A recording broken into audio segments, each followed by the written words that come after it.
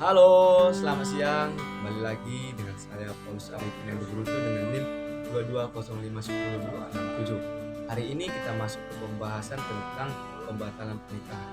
Sebelum kita masuk apa itu pembatalan pernikahan, kita perlu juga tahu apa itu pernikahan. Pernikahan adalah proses mengikat janji suci antara seorang laki-laki dan seorang perempuan. Pernikahan merupakan ibadah yang mulia dan suci. Pernikahan tidak boleh dilakukan sembarangan, karena ini merupakan bentuk ibadah terpanjang dan dapat dijaga.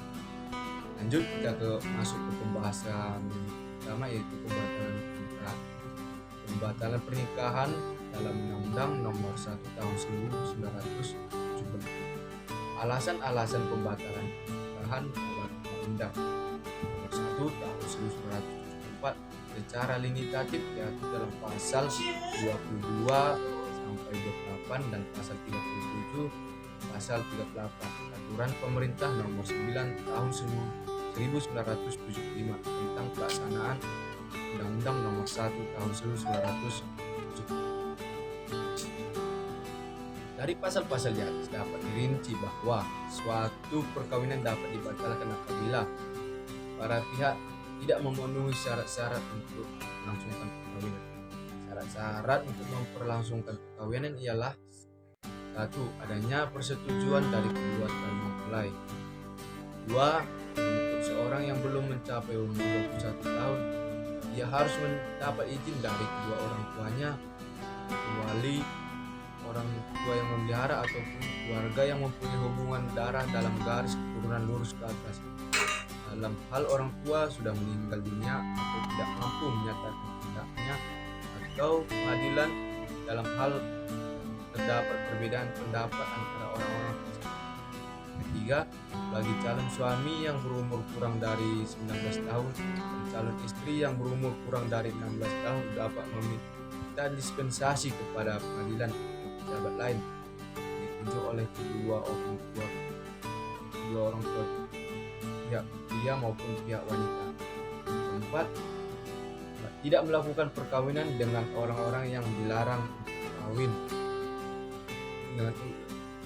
untuk kawin dengannya, yakni 1. Berhubungan darah dalam garis keturunan ke bawah ataupun ke atas. 2. Berhubungan darat dalam garis keturunan menyamping, yaitu antara seorang dengan saudara yang tua dan antara seorang dengan saudara nenek. Yang ketiga, berhubungan semenda, yaitu mertua, anak tiri, menantu. Yang ketiga, berhubungan semenda, yaitu mertua, anak tiri, menantu dan ibu atau bapak tiri. Oke, yang keempat, berhubungan susunan, yaitu orang tua susunan, anak susunan, saudara susunan, dan bibit aman susunan. Oke, yang kelima, berhubungan saudara dengan istri atau sebagai bibi atau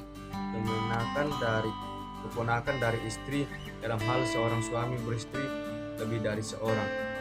Oke, yang keenam, mempunyai hubungan yang oleh agama atau peraturan lain yang berlaku dilarang kawin.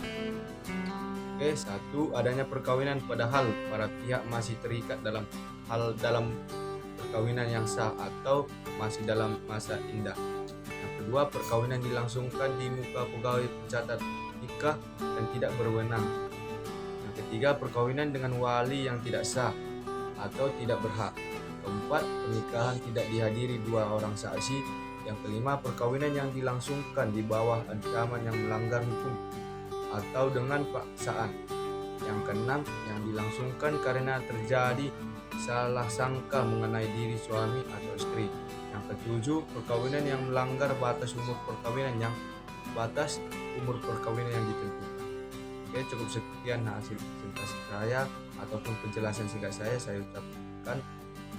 ucapkan terima kasih. Salam.